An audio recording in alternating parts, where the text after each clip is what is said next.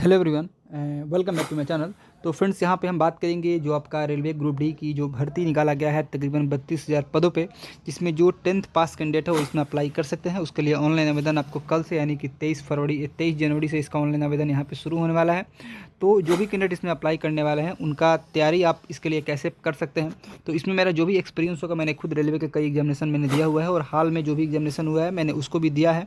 और जो भी अभी का जो रेलवे का पैटर्न है उस हिसाब से आपको कैसे तैयारी करनी चाहिए, कौन सी बुक जो है आपके लिए बेस्ट हो सकता है, कौन सा रिसोर्सेज से आपको तैयारी करनी चाहिए, इन सारी चीज़ों के बारे में डिटेल में बात करेंगे। तो वीडियो थोड़ा सा लंबा जरूर हो सकता है, लेकिन इस वीडियो को कंप्लीट वॉच आप जरूर कीजिएगा। तो यहाँ पर आप देख सकते हैं सबसे पहले जो रेलवे ग्रुप डी का जो सिलेबस है वो आप यहाँ पर ध्यान दीजिएगा कि जो रेलवे ग्रुप डी का सिलेबस होगा उसमें आपका यहाँ पे जनरल साइंस, मैथमेटिक्स और रीजनिंग और यहाँ पे general awareness and current affair, यानी कि ये 4 सेक्शन में बटा होता है।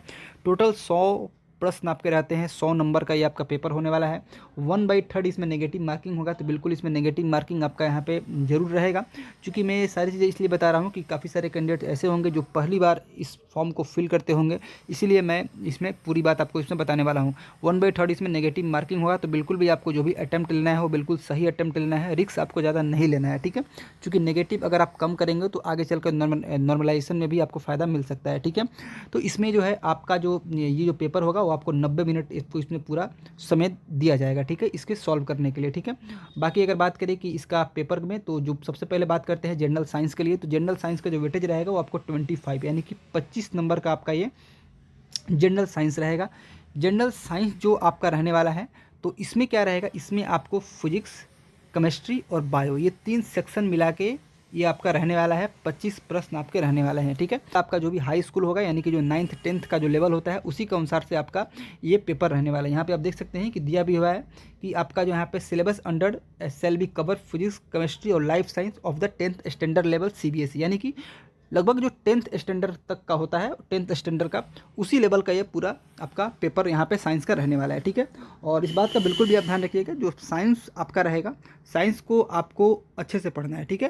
क्योंकि रेलवे में जो है साइंस का जो प्रश्न होते हैं वो मतलब देखने में तो आपको ईजी लगेंगे, लेकिन काफ़ी कन्फ्यूजिंग टाइप भी रहते हैं, क्योंकि ये NCERT पैटर्न को बिल्कुल फॉलो करता है।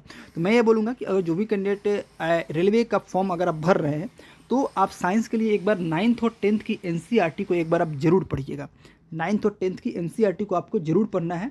मैं तो बोलूँगा PDF भी अवेलेबल है, या फिर अगर आपके पास बुक्स है तो तकरीबन 140-150 के आसपास एक बुक मिलता है 9th का, तो ऐसे 2 बुक आप 9th और 10th का ले सकते हैं। वो एक ही में रहता है, फिजिक्स, केमिस्ट्री, बायो एक ही में आपको मिल जाएगा, अलग अलग नहीं मिल रहा है। उसे आपको लाइन बाय लाइन पढ़ना है, हो सके तो आप उसका नोट्स भी तैयार कर सकते हैं, या फिर कोई अगर पढ़ा रहा है 9-10 के NCERT तो आप वहाँ से भी पढ़ कर उसका नोट्स बना सकते हैं, ठीक है। उसके अलावा जितने भी बुक्स आते हैं सब्सिडरी बुक्स, आप उसके बाद आप चाहे तो उसे पढ़ सकते हैं, ठीक है।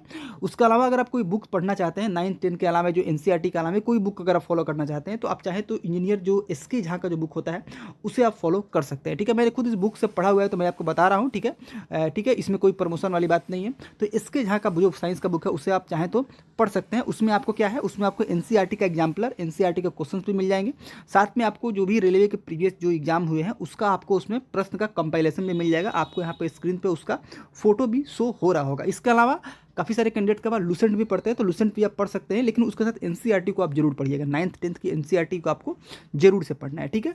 और अगर आप प्रैक्टिस आपको करना है, तो अगर आप काफ़ी सारे कैंडिडेट्स के पास वो यूथ वाली बुक भी होती है, काफ़ी मोटी बुक जो होती है यूथ की, तो वो अगर आप ले लेते हैं तो मुझे लगता है कि प्रैक्टिस के पर्पज़ से वो काफ़ी इनफ बुक है, ठीक है। मतलब जितने भी रेलवे के एग्जामिनेशन हुए हैं उसमें पूरा आपको उसमें एक कंपाइलेशन मिल जाएगा। रेलवे ग्रुप डी हो गया, NTPC हो गया, RRB JEE हो गया, सबका कंपाइलेशन मिल सकता है, ठीक है। तो कोई एक बुक को आपको फॉलो करना है, ठीक है। सारी बुक को आपको नहीं खरीदना है, कोई एक बुक को फॉलो करना है, और साथ में 9-10 की NCERT को आपको जरूर से पढ़ना है। अगर इतना आप कर लेते हैं तो मैं आपको गारंटी दे रहा हूँ कि आपका साइंस में आप बिल्कुल भी अच्छा स्कोर आप कीजिएगा, ठीक है। इसमें कोई डाउट नहीं है। मैंने खुद इस बार रेलवे LP का और JEE का एग्जाम मैंने दिया हुआ है, तो मैंने देखा है प्रश्न जो है कहाँ से पूछ रहे हैं, ठीक है। अगर मैं बात करूं कि मैथमेटिक्स का, तो मैथमेटिक्स का आप ध्यान रखिएगा, जो मैथ का जो सेक्शन होगा, तो मैथ का जो सिलेबस आपका रहने वाला है, एक बार आप यहाँ ध्यान दीजिएगा कि मैथ का सिलेबस में आपको number system, BODMAS, decimal, fraction, LCM LCF, ratio, proportion, percentage, स्टैटिगो और आपका स्टैटिक्स, स्क्वायर रूट, एज और पाइप अनसर्टेन, ये सब सारी चीज़, यानी कि कह सकते हैं कि इसमें आपका अर्थमेटिक और एडवांस दोनों का आपको इसमें सेगमेंट आपको देखने को आपको यहाँ पे मिल रहा है।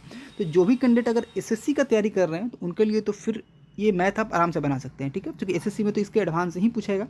लेकिन आप ग्रुप डी का भी जो लेवल होता है ना, उसे आप आसान नहीं मान सकते हैं। नहीं विश्वास है तो आप 2018 जो 19 का जो पेपर हुआ तो उसे आप उठा के आप देखिएगा, उसमें कुछ ऐसे ऐसे प्रश्न आपको मिलेंगे जो कि एसएससी में भी आपको नहीं पूछे जाते हैं, ठीक है। तो ऐसा नहीं है कि रेलवे ग्रुप डी का पेपर है तो आपको आसान रहेगा, ठीक है ना। क्वेश्चन आपको इजी लगेंगे लेकिन काफ़ी ट्रिकी और कंसेप्चुअल क्वेश्चन आपके यहाँ पे पूछे जाएंगे, ठीक है। फिर भी आप जो ये सिलेबस है उस सिलेबस को आपको यहाँ पे कवर जरूर करना है, ठीक है।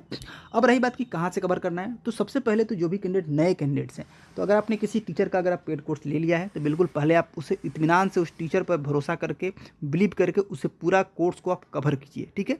उनके द्वारा बताए गए जितने भी प्रैक्टिस सेट हो गया, आपका जो भी क्वेश्चन हो गया, उसे आप बनाइए, कॉन्सेप्ट को पढ़िए, रिवाइज कीजिए, फिर आप देन प्रीवियस ईयर वगैरह आप लगा सकते हैं, ये काम कर सकते हैं। अगर जो भी कैंडिडेट पर पेड कोर्स नहीं है तो यूट्यूब पर भी काफ़ी सारे टीचर जो हैं, जो काफ़ी अच्छे टीचर, मैं किसी एक टीचर का नाम नहीं लूँगा, आपको अब काफ़ी सारे कैंडिडेट्स ये भी पूछते हैं कि सर मैं यूट्यूब पर किससे पढ़ूँ। यूट्यूब पर जो है डिस्ट्रैक्शन जो है बहुत ज़्यादा है। आप एक काम कीजिए, जो भी रेलवे में 2 4 5 जो भी एसएससी के फील्ड में या फिर रेलवे के फील्ड में जो भी टीचर हैं, फेमस टीचर है, अब उन टीचर का आप डेमो वीडियो देखिए, उस वीडियो को आप देखिए जिससे आपकी ट्यूनिंग बैठ जाती है, लग रहा है कि मुझे समझ में आ रहा है, तो आप देन उसका आप कोर्स भी ले सकते हैं या फिर उसका फ्री कंटेंट है उससे भी आप पढ़ सकते हैं, ठीक है। ये बात समझ लीजिए, उससे भी पढ़ सकते हैं। आप इतना तो आपको करना पड़ेगा, ठीक है, आपको 1 से 2 दिन का समय आपको निकालना पड़ेगा। अगर आप इतना आप कर लेते हैं कि आप एक उनका डेमो वीडियो देख के किसका समझ, 2-3 टीचर का आप देख लीजिए, ठीक है, जो भी समय लगेगा, एक बार आप जब देख लेंगे, ट्यूनिंग बैठ गया, फिर आपका और समय नहीं लगेगा ना, बार बार भटकते रहेंगे कि आज इस यूट्यूब चैनल पे, कल उस यूट्यूब चैनल पे। ये ऐसा नहीं करना है, किसी एक टीचर का पढ़िए, पूरा सिलेबस कंप्लीट कीजिए और देन आप प्रैक्टिस सेट पर आप आ जाइए, ठीक है। इसके लिए बुक्स की मैं बात करूँ तो बुक्स आप चाहें तो यूथ पब्लिकेशन का जो प्रीवियस ईयर होता है वो पूरा काफ़ी मोटा बुक है, वो तो रेलवे ग्रुप डी के अलावा भी जितने भी रेलवे के एग्जामिनेशन सब में वो काम कर जाता है, क्योंकि इसमें सारे जो रेलवे के जो एग्जाम है, रेलवे का जो प्रीवियस ईयर है क्वेश्चन है, वो सारे क्वेश्चन आपको उसमें आपको दिए होते हैं, ठीक है। या फिर अगर आपको ये बुक्स अगर आप चाहते हैं बेसिक बुक्स, तो आप RS अग्रवाल को फॉलो कर सकते हैं। RS अग्रवाल आप जो है RS अग्रवाल का बुक ले सकते हैं। RS अग्रवाल लेकर आप पूरा कंप्लीट उसे RS अग्रवाल को 1 से 2 बार आप बना सकते हैं। अदरवाइज आपके पास यूथ है तो यूथ से भी आप प्रैक्टिस आप कर सकते हैं, दोनों में से कोई एक बुक आप फॉलो कर सकते हैं, ठीक है। इस बात को ध्यान रखिएगा, ठीक है। साथ में कोई भी बुक बनाइए, प्रीवियस ईयर आपको नहीं छोड़ना है, प्रीवियस ईयर आपको जरूर से बनाना है। रेलवे का जितने भी प्रीवियस ईयर है वो आपको जरूर से ही बनाना है। वो प्रीवियस ईयर आप चाहें तो ग्रुप डी का बना सकते हैं, या फिर बाजार में काफ़ी सारे प्रकाशन के जो है बुक्स है मिलते हैं, यूथ का हो गया, प्लेटफॉर्म का हो गया, बहुत सारे बुक्स है, ठीक है। वो आप लेके आप बना सकते हैं। पिनाइकल का भी आता है तो आप उसका प्रीवियस ईयर लेकर बना सकते हैं, लेकिन प्रीवियस ईयर कब बनाना है, एक बार आप पहले पढ़ लीजिए थ्योरी, ठीक है, साथ में आप प्रैक्टिस करते रहिए, ठीक है। तो ये तो हो गया आपका मैथ्स का। अगर मैं बात करूँ आपका इसका रीजनिंग का, तो देखिए रीजनिंग जो सेक्शन होता है ना, रीजनिंग 30 नंबर का, तो मैं बता दूं कि ये जो मैथ 20, 25 और 30, यानी कि 30 और 20 कितना हो गया 55, 55 नंबर का। ये जो 55 नंबर है ना, ये अगर आप चाहें तो जो भी लड़का का अगर मैथ और रीजनिंग पर अगर कमांड ठीक ठाक है तो इस 55 में आप काफ़ी अच्छा 45, 50 तक आप चाहें तो स्कोर कर सकते हैं, क्योंकि इसमें क्या है, इसमें जो आप बनाएंगे कंफर्म है आपका वहाँ पे आंसर मैच कर जाएगा, आप वहाँ पे कंफर्म हो जाएंगे, ठीक है। बाकी ये करंट अफेयर और जनरल नॉलेज में आपको ये कहाँ से पूछेगा, क्योंकि काफ़ी ब्रॉड सिलेबस होता है इसका, ठीक है। लेकिन ये दो को आपको अगर पकड़ हो गया तो फिर रिजल्ट आपके हाथ में रहेगा, ठीक है। तो रीजनिंग जो है, रीजनिंग कहाँ से पढ़ना है, तो रीजनिंग का सबसे पहले सिलेबस आप देख लीजिए। तो रीजनिंग का वही जो सिलेबस नॉर्मल जो एसएससी में जो फॉलो होता है, आप लगभग वही सिलेबस आपको इसमें आपको देखने को मिलेगा। 1-2 टॉपिक इधर उधर हो सकता है, जैसे आप देखिए एनालॉजी हो गया, अल्फाबेट हो गया, नंबर सिस्टम हो गया, कोडिंग डिकोडिंग हो गया, इस तरह के प्रश्न आपके यहाँ पे पूछे जाते हैं। रीजनिंग में एक बात का हमेशा ध्यान रखिएगा, इस बार जो रेलवे में जो रेलवे LP और साथ में आपका RRB JEE टेक्नीशियन में जिस प्रकार का रीजनिंग देखा गया, कुछ प्रश्न जो पजल्स वगैरह से भी इसमें प्रश्न जो है ठीक ठाक लेवल के पूछे गए थे, ठीक है, जो कैंडिडेट्स को काफ़ी ज़्यादा टाइम कंज्यूमिंग वहाँ पे लगा, और उसमें काफ़ी सारे कैंडिडेट फंसे भी, ठीक है ना, और समय भी लिया। तो उस तरह के प्रश्नों को आपको एग्जाम में भी इग्नोर करना है, क्योंकि वो प्रश्न आपका टाइम लेगा और आप फिर आपसे नहीं बनेगा तो फिर वो समय भी बर्बाद जाएगा। लेकिन आपको जब पता चल गया कि उस तरह के प्रश्न पूछे जाते हैं पजल्स वगैरह से रिलेटेड, तो आप जो है इस साल का प्रीवियस ईयर है आप उसमें से देख सकते हैं, वहाँ से आप प्रैक्टिस करके आप पहले से तैयार होकर जाएंगे। अगर उस तरह का क्वेश्चन आप बना के आते हैं ना, तो आपको मेरिट बनाएगा, ठीक है ना। तो रीजनिंग में सबसे पहले तो ये जितने भी सिलेबस है आपको इससे बढ़िया से आपको किसी भी एक टीचर को पकड़िए, उसे आप कंप्लीट कीजिए, देन आप इसका प्रैक्टिस आप लगाइए। प्रैक्टिस आप कहीं से लगा सकते हैं, सेम वही यूथ का भी, यूथ पब्लिकेशन का आपको बुक आता है, पिनाइकल का आता है, या फिर कोई और जो मार्केट में बुक है जिसमें रीजनिंग का प्रैक्टिस दिया हुआ है, आप वहाँ से कर सकते हैं। तो रीजनिंग में कोई ऐसा बात नहीं होता है, रीजनिंग आप अगर मेहनत करते हैं तो रीजनिंग में आप बहुत अच्छा ही स्कोर आप कर सकते हैं, ठीक है। प्रैक्टिस इसमें भरपूर कीजिएगा, ठीक है, रीजनिंग में, इस बात का बिल्कुल भी आप ध्यान रखिएगा, ठीक है। और जो भी लड़के ग्रुप डी की तैयारी कर रहे हैं, प्रीवियस जितने भी एग्जाम हुए हैं, रेलवे एएलपी का एग्ज़ाम हो गया CBT 1 का, जेई का एग्ज़ाम हो गया CBT 1 का, चूँकि नॉन टेक्निकल ही था इसका, साथ में टेक्नीशियन ग्रेड 1 का एग्ज़ाम हो गया। ग्रेड 1 में चूँकि एक एग्ज़ाम है तो उसमें कुछ टेक्निकल क्वेश्चन भी थे, लेकिन उसका नॉन टेक पार्ट आप देख सकते हैं। साथ में ग्रेड 3 जिसमें ITA एलिजिबल है, उसका आप पेपर देख सकते हैं। तो इसका पेपर आप जरूर देखिएगा, ठीक है ना। इसके लेटेस्ट पैटर्न का पेपर आप जरूर देखिएगा, किस प्रकार से वो प्रश्न पूछ रहा है, ठीक है। उससे आप एक बार जरूर सॉल्व कर लीजिएगा। तो ये तो बात होगी रीजनिंग के बारे में, ठीक है। और रीजनिंग में काफ़ी सारे कैंडिडेट्स के पास जो है वो अरिहंत वाली जो है बुक होती है रीजनिंग की, तो वो भी बुक है, तो उससे भी आप बना सकते हैं, पढ़ सकते हैं। वो बुक बनाने के बाद किसी का प्रीवियस ईयर आप ले लीजिए, उससे आप प्रैक्टिस कीजिए, ठीक है। ये चीज़ है, ठीक है। और ये चीज़ हो गया। अब अगर बात करते हैं यहाँ पे आपका जनरल अवेयरनेस और करंट अफेयर का, देखिए जो ये सेक्शन होता है 20 नंबर का ना, ये जो सेक्शन होता है इसमें क्या है कि इसमें आपको जो सिलेबस इसका दिया हुआ है, एक बार यहाँ पर सिलेबस देखिएगा। सिलेबस यहाँ पे दिया हुआ है, इसमें एक तो आपका साइंस एंड टेक्नोलॉजी, स्पोर्ट्स से हो गया, साथ में culture, personalities, economics, polity and any other subjects of importance. यानी कि कुल मिलाकर आप कह सकते हैं कि ये जो जीके वाला पार्ट होता है, जनरल अवेयरनेस वाला पार्ट होता है, इसमें आपको हिस्ट्री, पॉलिटी, इकोनॉमिक्स, ये सारे मिक्स क्वेश्चन रहेंगे, प्लस करंट अफेयर, ठीक है ना। ये आपके इसमें मतलब साइंस को छोड़कर जितने भी जीके वाले पार्ट होते हैं ना, वो इसमें 20 नंबर में आपके रहते हैं। लेकिन इस बार ऐसा देखा गया है पैटर्न में, जो इस बार रेलवे का जो एग्ज़ाम हुआ, कि जैसे 10 नंबर का करंट अफेयर था रेलवे एलपी में, और बाकी और में किसी में 15-20 का था। तो देखा गया कि मैक्सिमम प्रश्न करंट अफेयर से ही पूछ लिए गए, और वो भी करंट अफेयर का लेवल जो है काफ़ी ठीक ठाक लेवल था, ठीक है ना। और काफ़ी सारे बच्चे उसे बना नहीं पाए, ठीक है। तो ये जो है ना आपको इसका जो इस बार, लेकिन ग्रुप डी है, ग्रुप डी में हो सकता है कि इस बार मैं आपको हिस्ट्री, पॉलिटी वगैरह से क्वेश्चन पूछे, ठीक है। और पूछा भी तो किसमें से पूछा, आपको पॉलिटी वगैरह से भी ज़्यादा क्वेश्चन था, इकोनॉमिक्स से भी क्वेश्चन पूछा हुआ था। तो ये सब जो चीज़ें हैं ना, ये चीज़ें आप चाहें तो जो आपका जो स्टैटिक जीके है या फिर जो हिस्ट्री, पॉलिटी, वो आप लूसेंट वगैरह से पढ़ सकते हैं, ठीक है। लूसेंट मुझे लगता है कि इनफ है उसके लिए।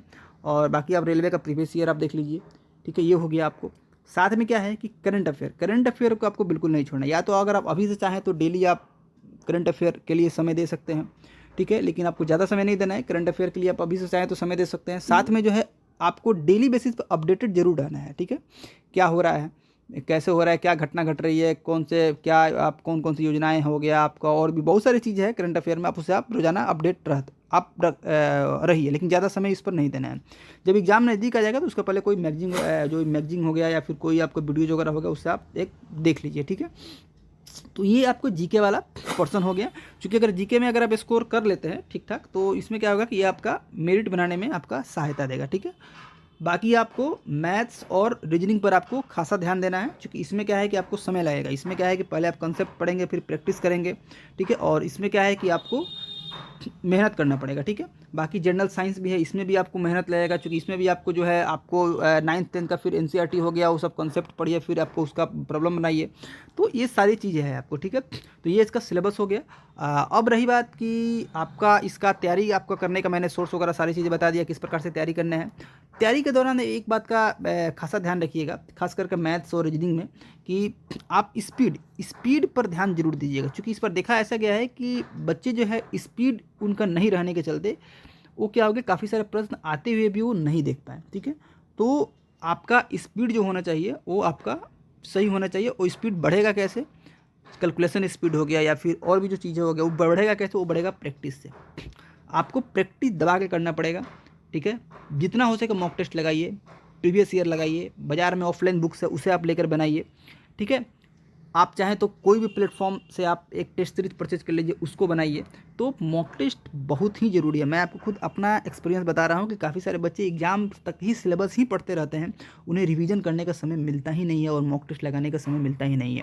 दो चीज़ें आपको सिलेबस ख़त्म करने के बाद, या जब आपका 50% पूरा हो जाए, दो चीज़ें आपको ध्यान रखना है। एक तो पहले रिवीजन,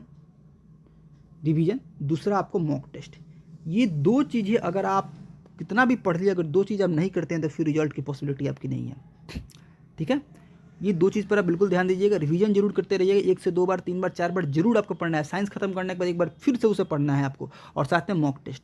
ये पूरी तैयारी की रणनीति होने वाली है। वैकेंसी आपकी 32,000 के आसपास वैकेंसी है। इस बार वैकेंसी भी उतनी ह्यूज अमाउंट में नहीं है, चूँकि पिछला साल जो वैकेंसी था वो तकरीबन 1 लाख के आसपास वैकेंसी था। काफ़ी ह्यूज अमाउंट में वैकेंसी निकाला गया था। और इस बार 10th पास है तो सारी सब काफ़ी सारे कैंडिडेट इसमें फॉर्म भरेंगे, तो कंपटीशन जो है बढ़ेगा इस बार, ठीक है। ये नहीं है कि पिछला बार जो कट ऑफ किया था उसी के अकॉर्डिंग कट ऑफ जाएगा, ऐसा नहीं होने वाला है। कट ऑफ का लेवल जरूर बढ़ेगा, लेकिन कट ऑफ से आपको नहीं घबराना है। आपको इतना ध्यान रखना है, अगर 100 नंबर के प्रश्न है, 100 नंबर के पेपर है, आप 75 प्लस 80 का टारगेट लेके चलिए, इतना आपको सही करके आना है। मैं 4th जनरल कैटेगरी के लिए बात कर रहा हूँ। बाकी अगर आप EWS वगैरह है, OBC है, तो आप 5-10 नंबर इधर उधर कर सकते हैं। अगर बाकी इससे कम आ रहा है तो फिर थोड़ा सा आप प्रॉब्लम है, ठीक है ना। आप इतना टारगेट लेके चलिए। बाकी रेलवे में रिजल्ट जो है बहुत सारी चीज़ों पर डिपेंड करता है, कोई एक चीज़ों पर डिपेंड नहीं कर सकता है कि मैं कोई कट ऑफ प्रिडिक्ट कर दूं अभी, क्योंकि रेलवे में क्या है कि हर जोन में अलग अलग वैकेंसी है, वैकेंसी पर कट ऑफ निर्भर करेगा। फिर से आपका नॉर्मलाइजेशन पे आपका नॉर्मलाइज मार्क्स कितना में, या रॉ मार्क्स से आपका नॉर्मलाइज नंबर कितना बढ़ा, चूँकि इसमें अलग अलग मल्टीपल शिफ्ट में एग्जाम होता है, तो आपका रॉ मार्क्स जो होता है उसमें 2-4 नंबर, 5 नंबर, 7-7 नंबर, 10-10 नंबर तक आपके जो है नॉर्मलाइजेशन मार्क्स मिलते हैं, तो वो कितना मिला है, तो सारी चीज़ें आपको डिपेंड करता है, ठीक है। आपने देखा होगा काफ़ी सारे आपके दोस्त होंगे जो इस वीडियो को देखते होंगे, जो पहले एग्जाम दिए होंगे, कि आपके दोस्त का सिलेक्शन हो गया, चूँकि उसका नॉर्मलाइजेशन नंबर अच्छा मिल गया, ठीक है, और आपका नॉर्मलाइजेशन में कुछ बढ़ा ही नहीं।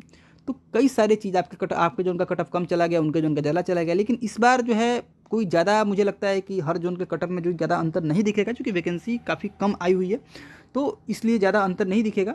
और कट ऑफ भी आपका इस साल जो है मतलब ठीक ठाक जाएगा, तो लेकिन घबराने वाली बात नहीं है। आपके पास अभी समय है, क्योंकि मैं आपको ये आगाह कर रहा हूँ, अभी समय है आपके पास। फॉर्म भरिए, फॉर्म थोड़ा सा भी रुक जाइएगा, फॉर्म अभी 1-2 दिन तक, लगभग एक सप्ताह, 10 दिन, 15 दिन के बाद ही फॉर्म आप भरिएगा, अंतिम दिन नहीं, मतलब बीच में आप फॉर्म जरूर डाल दीजिएगा, ठीक है। और फॉर्म सबसे पहले तो आप पहला स्टेप आप काम कीजिएगा कि फॉर्म को आपको बिल्कुल सही से भरना है, ठीक है। क्योंकि आधा जो काम होता है ना आपका, वो फॉर्म आप भर लिए ना, तो आधा जो वीस सिलेक्शन का ही एक पार्ट होता है। काफ़ी सारे बच्चे क्या होता है कि फॉर्म भरने में ही गलती कर देंगे, डॉक्यूमेंट अपलोड करने में गलती कर देंगे, नाम में गलती कर देंगे, ईयर में गलती कर देंगे, कुछ डालने में गलती कर देंगे। अब वो क्या होगा कि अब वो बिल्कुल टेंशन में है कि करेक्शन कैसे होगा, फिर ये होगा वो होगा, तमाम तरह के कन्फ्यूजन में, तैयारी भी नहीं हो पा रहा है। इत्मीनान से आप फॉर्म भरिए, ठीक है, ठीक है, खूब आराम से फॉर्म भरिएगा, ठीक है। और उसके बाद क्या है कि फॉर्म भरने के बाद अब फिर तुरंत तैयारी में आप लग जाइए। तैयारी आप अभी से भी कर सकते हैं, तैयारी आज से ही शुरू कीजिए, समय आपके पास बिल्कुल नहीं है, क्योंकि मैंने जितना बताया वो पूरा करने में मिनिमम जो है, मैं अगर बोलूँ तो मिनिमम 6 से 7 महीना का समय चाहिए आपको, मिनिमम मैं बोल रहा हूँ, ठीक है। लेकिन आपको जो समय जो इसमें मिलेगा, मैं आपको 4 महीने, 3 से 4 महीने का मिनिमम आपको टारगेट आप लेकर चल सकते हैं। इसमें आपको जो है एग्जाम इसका हो जाएगा, क्योंकि रेलवे इस बार, रेलवे का एग्जाम लेने का स्ट्रेंथ भी जो है इस बार बढ़ा हुआ है। आपने देखा कि जो रेलवे LP और RRB JEE जैसे एग्जामिनेशन को आपने देखा कि लगभग 3 से 4 दिन में वो एग्ज़ाम पूरा ख़त्म करा लिया, ठीक है ना। तो रेलवे का इस बार रेलवे जो इस बार एग्ज़ाम लिया, उसका स्ट्रेंथ जो है लेने का काफ़ी ज़्यादा बढ़ा हुआ है, ठीक है। तो इस बार वो काफ़ी जल्दी ही सारी चीज़ें कंडक्ट करा लेगा। और रेलवे ऐसा डिपार्टमेंट है कि देखिए, जब भी एग्जाम डेट देगा, अचानक आपका एग्जाम डेट दे देगा, वो लगातार एग्जाम होते जाएगा। अभी देखा, आप देखिए, रेलवे LP का फॉर्म आया था पिछला साल तकरीबन जनवरी-फरवरी का, तो जनवरी में फॉर्म आया था, और जब वो एग्जाम लेना शुरू किया तो लगातार 2 महीना तक आपका इसका एग्जाम चलते रहा। रेलवे LP का हो गया, फिर टेक्नीशियन ग्रेड 1, ग्रेड 3, फिर से RRB JEE, ठीक है ना। बच्चे मतलब पूरा एग्जाम देते देते परेशान थे, काफ़ी सारे बच्चे सभी फॉर्म भरते हैं, तो जब ये डेट देगा तो अचानक डेट देगा और सारे एग्जाम शेड्यूल हो जाएंगे। और इसमें से काफ़ी सारे कैंडिडेट्स होंगे जो रेलवे NTPC भी भरे होंगे, तो बिल्कुल NTPC का भी आप तैयारी, जो अगर आप ये पढ़ रहे हैं तो लगभग NTPC का भी आपका तैयारी हो जाएगा। बस उसमें GK का पोर्शन बढ़ जाता है, और थोड़ा सा उसका लेवल जो है ग्रुप D के मुकाबले थोड़ा सा आपका जो है लेवल बढ़ा हुआ रहेगा। तो ठीक है, आप उसी के अनुसार से तैयारी कीजिए, ठीक है। दोनों आपका वो साथ में हो जाएगा, ठीक है। मॉक टेस्ट रिवीजन पे बिल्कुल भी ध्यान दीजिएगा। कोई भी डाउट होगा कमेंट सेक्शन में जाके आप जरूर पूछिएगा, ठीक है। और कोई अगर और भी कोई डाउट्स हो तो आप हमें इंस्टाग्राम पर मैसेज करके भी आप पूछ सकते हैं, ठीक है। और जो भी रखिएगा, लिमिटेड आप रिसोर्सेज रखिए, ठीक है। ऐसे देखने में लगता है कि मैं ये भी पढ़ लूँगा, वो भी पढ़ लूँगा, सब लगता है, लेकिन वो चीज़ें पूरा नहीं हो पाता है। लिमिटेड रिसोर्स रखिए, उस चीज़ों को पहले पूरा कीजिए, देन आप अगले चीज़ पर आप जाइए, ठीक है। और ये गोल्डन अपॉर्चुनिटी है, फिर ये अगर अपॉर्चुनिटी जाएगा तो फिर आप देखते हैं कि जब वैकेंसी नहीं आता है तो फिर बच्चे वैकेंसी लाने के लिए कितने परेशान रहते हैं। आया हुआ है तो इस अपॉर्चुनिटी का लाभ उठाइए और अपनी तैयारी रखिए, कॉन्फिडेंस अंदर से बरकरार रखिए, सेल्फ डिसिप्लिन मेंटेन कीजिए, और बस केवल पढ़ाई कीजिए, ठीक है। पढ़ाई और साथ में हेल्थ भी, दोनों को आपको देखते हुए आगे बढ़ना है, ठीक है। और बाकी जैसा भी जो भी अपडेट होगा आपको चैनल पर मिलता रहेगा। तो मिलते हैं फिर अगली वीडियो में एक नई अपडेट के साथ। Thanks for watching.